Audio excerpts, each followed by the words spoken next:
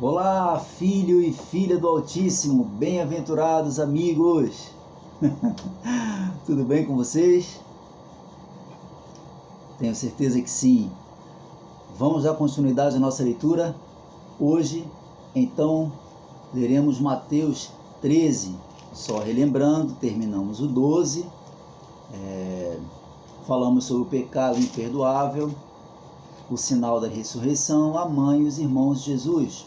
Hoje veremos a parábola do semeador, o propósito das parábolas. Jesus explica essa parábola, que é a do semeador, o trigo e o joio, o grão de mostarda, o fermento. Jesus explica a parábola do joio, o tesouro escondido, a parábola do grande valor, os bons e os maus peixes. O mestre é um pai de família e o profeta não é honrado pelos seus.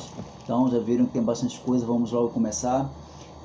Que o Espírito do Eterno conduza essa leitura, que ele nos faça enxergar além do que os nossos olhos físicos podem ver, que a gente consiga perceber e olhar com os olhos do coração, da fé, do amor, que ele nos envolva nessa palavra, que a gente entenda, que ela nos transforme. É a minha oração nesse momento. Amém? Vamos começar? A parábola do semeador, Mateus 13. Naquele mesmo dia, Jesus saiu de casa e foi assentar-se à beira-mar. Uma grande multidão reuniu-se ao seu redor, e por esse motivo entrou num barco e assentou-se, e todo o povo estava em pé na praia. 3. Jesus ensinou-lhe então muitas parábolas, muitas coisas por meio de parábolas, como esta. Aí ele vai começar a falar sobre a parábola do semeador. Ele disse: eis que um semeador saiu a semear. Enquanto realizava a semeadura, parte daquela caiu à beira do caminho, e vindo as aves a devoraram. Vai gravando aí. Outra parte caiu ao terreno rochoso, onde havia uma fina camada de terra, e logo brotou, pois o solo não era profundo. Porém, quando veio o sol, as plantas se queimaram e, por não terem raiz, secaram. Outra parte caiu entre os espinhos, e estes, ao crescer, sufocaram as plantas. Contudo, uma parte caiu em boa terra, produzindo generosa colheita a 100, 60, 30 por um. Aquele que tem ouvidos para ouvir, que ouça. Vamos lá. O Senhor Jesus começa então a falar uma série de parábolas, que é essa figura de linguagem que usa uma comparação, algo simples, de fácil entendimento e domínio também, do ouvinte, para explicar coisas mais complexas, desconhecidas. Uma comparação. E o Senhor Jesus tinha essa forma muito legal, didática, de nos ensinar. Então, por isso que ele contava parábola para fácil entendimento, e também algumas parábolas ele explicou, outras ele não explicou. E aí ele vai nos dizer por quê, mais na frente. Mas parábola, o Senhor Jesus utilizava enigmas, vamos dizer assim, enigmas desconhecidos, e somente quem tinha algo no seu interior conseguia decifrar esses enigmas. Algo que agradava ao Eterno. Eu acredito que seja um amor sincero pelo Eterno e pelas pessoas. Essas pessoas tinham condições de decifrar esse enigma, tinham os códigos dentro de si, algo que fazia com que elas compreendessem o Senhor Jesus e tudo aquilo que ele falava. Propósito das parábolas. 10. Então os discípulos se aproximaram dele e perguntaram: por que lhes falas por meio de parábolas? Ao que ele respondeu: porque a vós outros foi dado o conhecimento dos mistérios do reino dos céus, mas a eles isso não lhes foi concedido. Ou seja, nem todos tinham condições, tinham a bênção de entender o que o Senhor Jesus estava falando, revelando sobre o reino dos céus. 12. Pois a quem tem, mais se lhe dará, e terá em abundância, mas ao que quase não tem, até o que tem lhe será tirado. Então, mais uma vez repetindo, quem tem os códigos dentro de si, eu coloquei isso aqui porque achei que seria de fácil compreensão. Quem tem esses códigos então dentro de si tem o conhecimento revelado, né, pelo Espírito do Eterno, e receberá cada vez mais revelação, entendimento, né, conhecimento.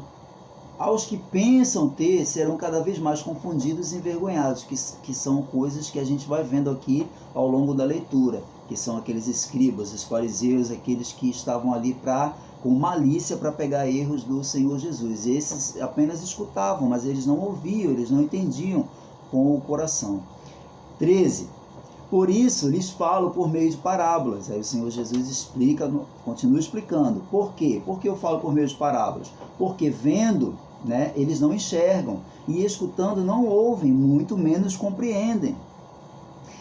Neles se cumpre a profecia de Isaías. Que profecia é essa? A gente está vendo, né, ao longo de todo o tempo o Senhor Jesus explicando, citando sempre as profecias, citando a lei, porque ele veio cumprir a lei, né? Aí o que diz lá Isaías? Isaías 6, 9 e 10, tá? Essa citação não está aqui em Mateus, mas a gente, estudando, pesquisando, a gente sabe que o que foi falado agora está lá em Isaías. Que é o quê? Ainda que continuamente estejais ouvindo, jamais entendereis. Mesmo que sempre estejais vendo, nunca percebereis. Né? Cumpriu-se então a profecia de Isaías. Ele falava por parábolas, nem todos compreendiam, nem todos entendiam. Repetindo, aqueles que tinham código dentro de si conseguiam decifrar o que o Senhor Jesus falava. E eu acredito que seja sinceridade, né? Amor ao Eterno, né? Amor ao Senhor Jesus e ao próximo também, né? Que é uma das coisas que agradam muito, é o amor, a fé, essas coisas invisíveis que o Senhor Jesus fica maravilhado, ficava feliz, né, em ver no ser humano. 15. Posto que o coração deste povo está petrificado, de má vontade escutaram com seus ouvidos e fecharam seus olhos, para evitar que enxerguem com os olhos, ouçam com os ouvidos, compreendam com o coração, convertam-se e sejam por mim curados. Então, para que haja a cura do Eterno, né, em nossos corações petrificados, que o nosso coração, a tendência é não acreditar, é ser petrificado, né, é preciso que haja o quê? Compreensão com o coração. Conversão é a mudança de posicionamento, né? Então é preciso que a gente ouça, né? Enxergue, compreenda com o coração, e aí a cura vem. 16. Mas abençoados são os vossos olhos, porque enxergam, e os vossos ouvidos, porque ouvem. Né? Como assim olhos que enxergam, ouvidos que ouvem? Gente, até já falei isso aqui em outros vídeos, há uma diferença entre olhar e ver, a diferença entre escutar e ouvir, né? Quando eu estava pensando nisso aqui, como explicar, eu lembrei do meu filho, quando eu falo para ele, volta, exemplo, até às 10 horas eu quero você aqui, e aí ele fala ok, né? Mas não chega 10 horas, não chega 11 horas, ele não obedeceu, ele escutou, ele esqueceu, né? Não cumpriu o prometido, né? O acordado. Então ele escutou, ele não ouviu. Ouvir é algo que tem, você dá atenção, né? Você obedece, com o teu coração. 17. Pois com certeza vos afirmo que muitos profetas e justos desejaram ver o que vedes e não viram, e ouvir o que ouvis e não ouviram. Então Jesus agora vai explicar a parábola do semeador. Não expliquei porque ele já iria nos explicar. 18. Aí ele fala, portanto atentai para o que significa a parábola do semeador. Atente também você, amigo, e veja aí qual é o terreno que se encaixa mais na realidade do seu coração. 19. Quando uma pessoa escuta a mensagem do reino, mas não a compreende, o que acontece? Vem o maligno e arranca o que foi semeado em seu coração. Estas são as sementes que foram semeadas à beira do caminho.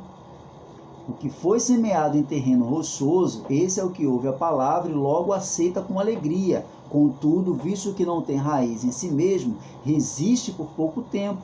E quando, por causa da palavra, chegam os problemas e perseguições, logo ele perde o ânimo. 22. Quanto ao que foi semeado entre os espinhos, este é aquele que ouve a palavra, mas as preocupações desta vida e a sedução das riquezas, mais uma vez o Senhor Jesus falando isso aqui, não pode passar batido isso aqui, ele fala, mas as preocupações desta vida, né, as ansiedades dessa vida e a sedução das riquezas sufocam a mensagem, tornando-a infrutífera, você não dá fruto, né, você é uma árvore estéril. A mensagem do Evangelho é suficiente para provocar a mudança de dentro para fora, né? E só ela pode fazer isso, a palavra, né, que é o próprio Senhor Jesus. Então a palavra frutifica, os bons frutos, né, que a pessoa dá tornam-se perceptíveis por todos que a conhecem, porque a conversão, né, verdadeira ao Senhor, que não tem nada a ver com religião, ao Pai, que ela provoca essa mudança que vem de dentro para fora, né? A religião, vamos dizer assim, ela ajuda, né? E através de doutrinas, ela faz a mudança de fora para dentro. Você vê que tem umas que não pode usar isso, não pode usar aquilo, e aí são características de cada segmento, que você vai vendo que são mudanças externas, mas a conversão do homem por meio do Evangelho, né, que é o conhecimento do Senhor Jesus, a palavra do Senhor Jesus, essa palavra, ela faz a transformação, né, a conversão de dentro para fora. A diferença nisso. 23. Mas enfim, o que foi semeado em boa terra, ele explica, é aquele que ouve a palavra e a entende, esse frutifica e produz grande colheita, alguns 100, outros 60 e ainda outros 30 vezes mais do que foi plantado, né, semeado. O trigo e o joio. 24. Jesus lhe contou outra parábola. Aí ele falou assim: o reino dos céus é semelhante a um homem que semeou boa semente em seu campo. Entretanto, quando todos dormiam, chegou o inimigo dele, lançou o joio no meio do trigo e seguiu seu caminho.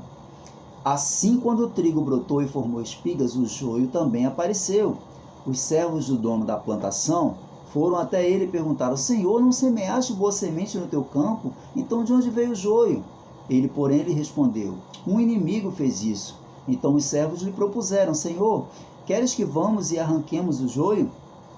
Ao que o Senhor respondeu: não, pois ao tirar o joio, podereis arrancar juntamente com ele o trigo. 30. Deixai-os, pois, crescer juntos até a safra. E no tempo da colheita direis aos ceifeiros: primeiro ajuntai o joio e amarrai-o em feixes para ser queimado, mas o trigo recolhei-o no meu celeiro. Né? Utilizando o conhecimento, o próprio Senhor Jesus explicará essa parábola mais adiante, tá bom? O trigo e o joio, ele próprio explicará. Vamos para outra, o grão de mostarda. Outra parábola ainda lhe propôs Jesus, dizendo, o Senhor Jesus falou que o reino dos céus era como um grão de mostarda que um homem tomou e plantou em seu campo. Embora seja menor, muita atenção nesse 32, embora seja menor dentre todas as sementes, quando cresce chega a ser a maior das plantas, se torna uma árvore, de maneira que as aves do céu venham aninhar-se em seus ramos. O Senhor Jesus estava utilizando o conhecimento daquelas pessoas. Lendo sobre isso, tem gente que fica argumentando que o grão de semente não é a menor das sementes e tal, que o grão do morango é menor, da salsa e tal. Gente, o Senhor Jesus estava utilizando o conhecimento daquelas pessoas. O grão de mostarda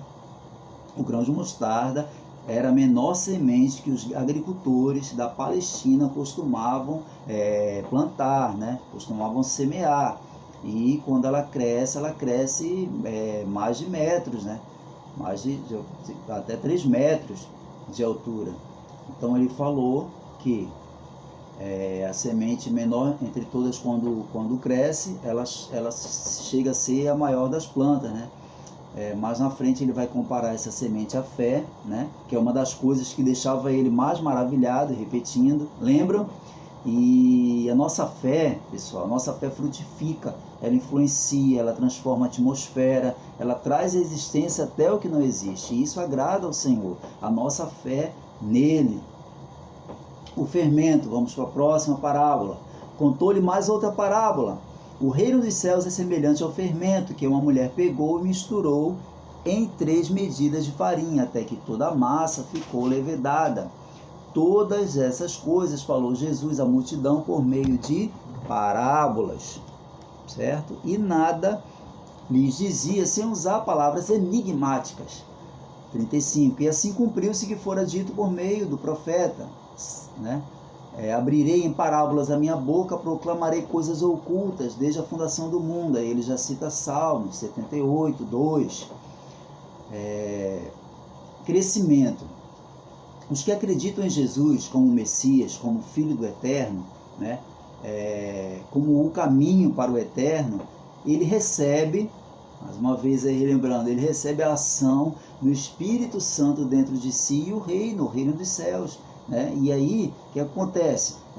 O reino dos céus vai envolvendo, né, a pessoa, vai mudando, vai ampliando, né? E você vai crescendo e vai alimentando as pessoas ao seu redor, você vai dando bons frutos, né? O Evangelho tem esse poder, somente ele tem esse poder de provocar essa mudança do interior para o exterior e que alcança pessoas ao nosso redor.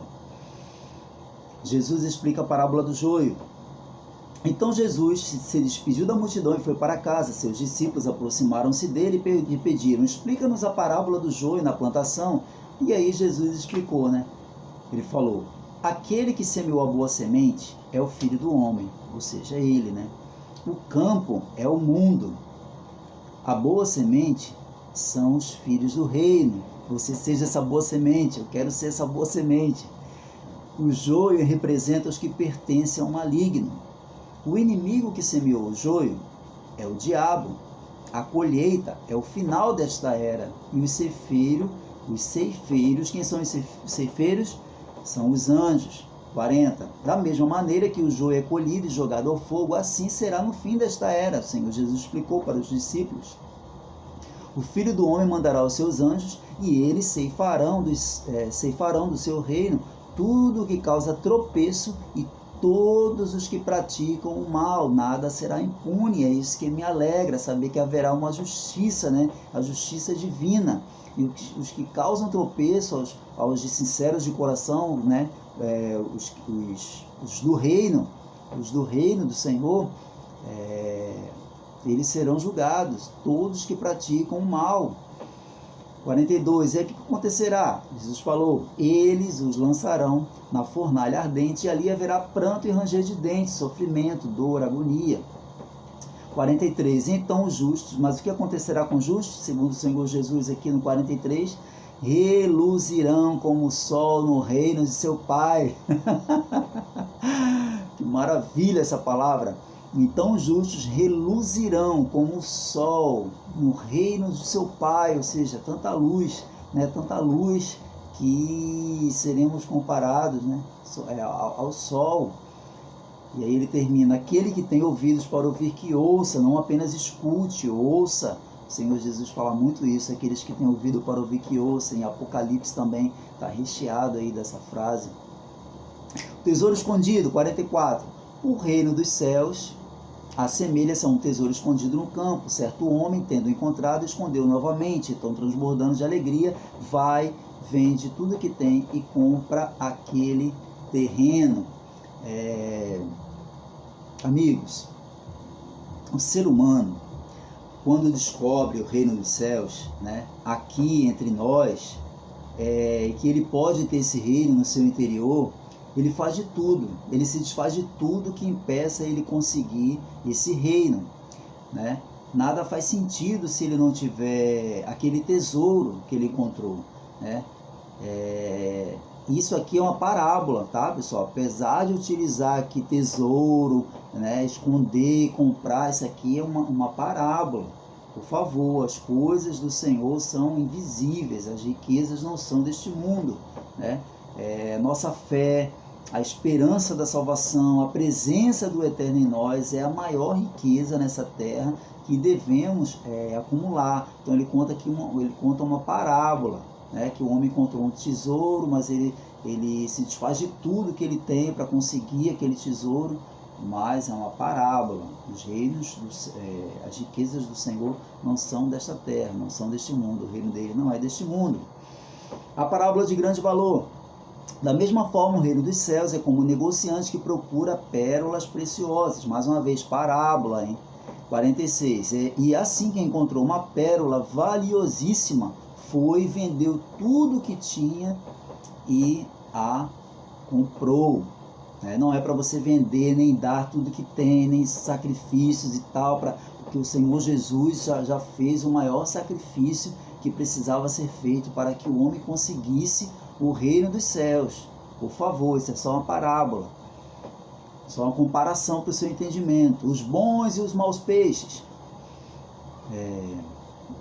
O reino dos céus é ainda semelhante a uma rede que, lançada ao mar, recolhe peixes de toda espécie. E quando está repleta, os pescadores puxam para a praia, então se assentam e juntam os bons em cestos, mas jogam fora os ruins. Assim também ocorrerá no final desta era. Mais uma vez ele falando sobre o final dos tempos. Chegarão os anjos e irão separar os maus dentre os justos. O Senhor Jesus falou aqui no 49, no 50 ele diz: e lançarão os maus na fornalha ardente, ali haverá grande lamento e ranger de dentes. O inferno é aqui. Não, o inferno não é aqui. Segundo a palavra, segundo o que estamos vendo, que o Senhor Jesus está falando, haverá um julgamento e os maus serão lançados na fornalha ardente. Ali haverá grande lamento e ranger de dentes. O mestre é um pai de família, 51. Então Jesus perguntou: entenderam todas essas parábolas? Ao que eles responderam: sim, Senhor. 52. E Jesus lhe disse: portanto, todo mestre da lei, bem esclarecido quanto ao reino dos céus, todo mestre da lei esclarecido quanto ao reino dos céus é semelhante a um pai de família que sabe tirar do seu tesouro coisas boas e coisas velhas. Mestres da lei, esclarecidos sobre o reino dos céus, teriam não somente de ter como tesouro, as coisas antigas, a lei, mas também novas coisas, a nova aliança, que ele falará cada vez mais, falará mais adiante, a nova aliança. Então ele já fala aqui, que o mestre da lei bem esclarecido quanto ao reino dos céus tem que usar a lei sim, mas também tirar do seu tesouro coisas novas. O profeta não é honrado pelos seus, 53. E último, tema aqui do 13. Havendo terminado de contar essas parábolas, retirou-se Jesus dali. Chegando à sua cidade, começou a ensinar o povo na sinagoga, de tal maneira que as pessoas se admiravam e exclamavam: de onde lhe vem tanta sabedoria e esses poderes para realizar milagres? Ora, não é este o filho do carpinteiro? Perguntavam, porque conheciam a família dele. O nome da sua mãe não é Maria? E dos seus irmãos não é Tiago, José, Simão e Judas? Não vivem entre nós todas as suas irmãs? Portanto, de onde obteve todos esses poderes? Penúltimo, e ficavam escandalizados por causa dele. Entretanto, Jesus lhe afirmou, olha o que o Senhor Jesus falou: não há profeta sem honra, a não ser em sua própria terra e em sua própria casa.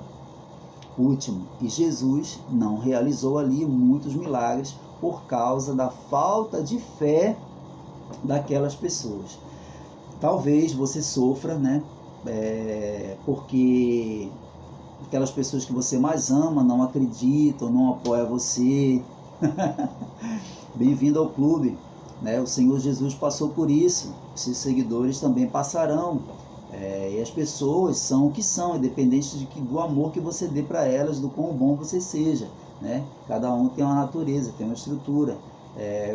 O importante é que o Senhor te entende perfeitamente, porque ele viveu na pele isso. Você vê aqui que ele falou: não há profeta sem honra, a não ser em sua própria terra, em sua própria casa. Ele também passou por isso. Que ele preencha o vazio do seu coração, né? Ele já demonstrou o amor dele por sua vida, por minha vida, e que você perceba isso e que eu perceba isso todos os dias das nossas vidas. E aí, para terminar, eu cito 68:6 de Salmo 68:6, que fala que o Senhor faz o solitário habitar em família, né? Você nunca duvide jamais do grande amor de Deus por você. Ele cuida, ele faz o solitário habitar em família, né? E a família do Senhor é a melhor coisa que existe. E Ele levanta mães e irmãos e primos, que não tem nada a ver com sangue, né? Mas com a alma, com o coração. E é isso. Que o Senhor te abençoe e te guarde, te livre de todo mal, abençoe sua família, seus parentes, seus amigos, sua casa. Vamos continuar juntos e até a próxima, pessoal. Beijo!